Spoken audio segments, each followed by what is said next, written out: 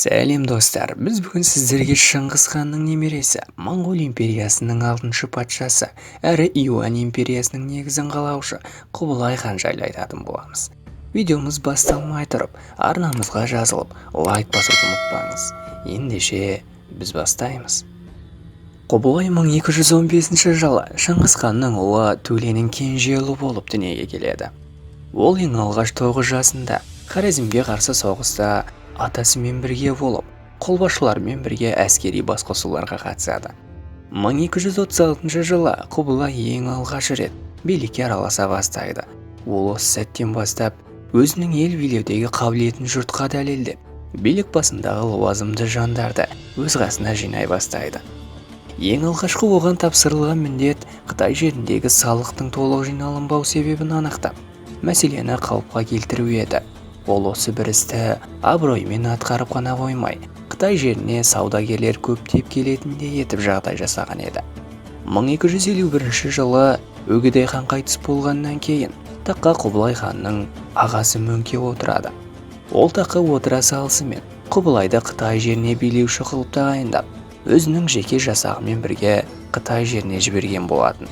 Сол уақыттан бастап Құбылай елдегі егін шаруашылығын дамытып, маңайдағы мемлекеттерді жаулап алып, жерін кеңейтіп отырды. Осылайша моңғол елі жерлерін күннен күнге кеңейтіп, асқан тойымсыздықпен көршілес елдерге шабуылдай берді. Бірақ олардың осы бір бірлігі мен алпауыт күшіне сызат түсіп, әлсірейтін де уақыт келген еді. Оған себеп 1259 жылы Мөңке ханның да дүние салуы болатын. Осылайша Құбылай мен інісі Арық Бұғаның арасында билік үшін талас туындайды.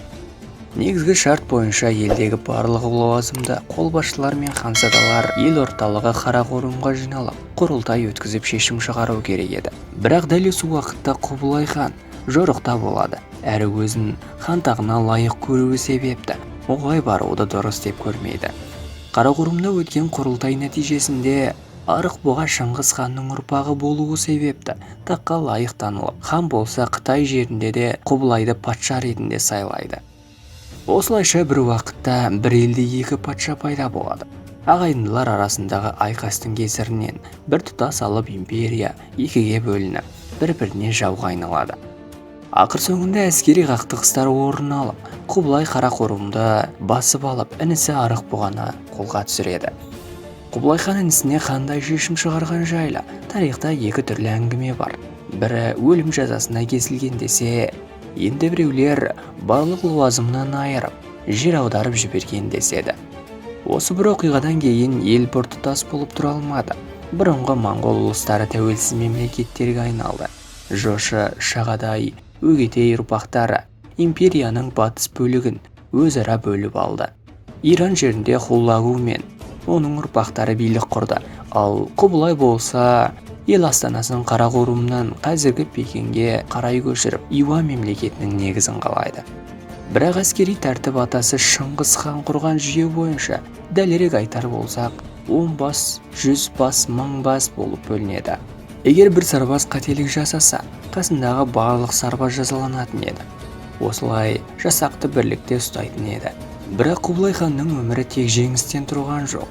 Ол Жапон еліне 2 рет шабуылдап, 2 ретінде де оңбай жеңіліп, үлкен шығынға батқан еді.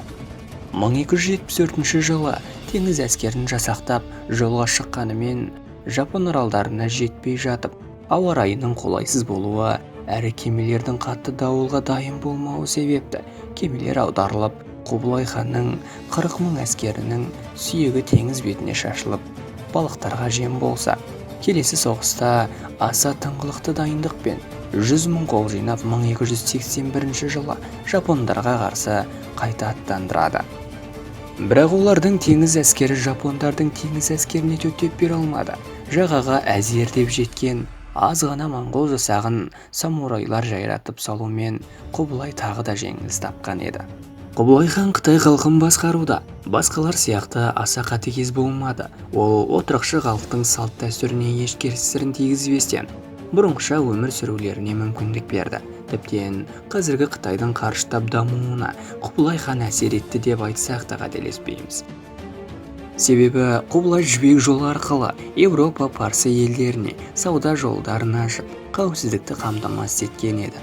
Осылайша аз уақыттың ішінде аспан асты өлкесі сауда-саттықтың орталығына айналып, бүгінгі күнге дейін сауда саласын иеленіп келеді. Құбылай хан Ляо әулетінен кейін, яғни Қара Қытайлардан кейін Қытайды біріктірген алғашқы билеуші болды. Құбылай ұлы хан солтүстік Қытайда Янцзы өзенінің жағасында өзінің астанасын салды. Оған түрікше Ханбалық, яғни қан қаласы деген ат берді. Уақыт өте келе қытайлар ол жерді солтүстік Астана мағынасына келетін Бейжің деп атап кетті. Басқаша айтқанда, бүгінгі Қытайдың астанасының негізін Құбылай салды десек қателескен болмаймыз. Сол кезден бастап Ханбалық яки Бейжің өнер мен білімнің ордасына айналды.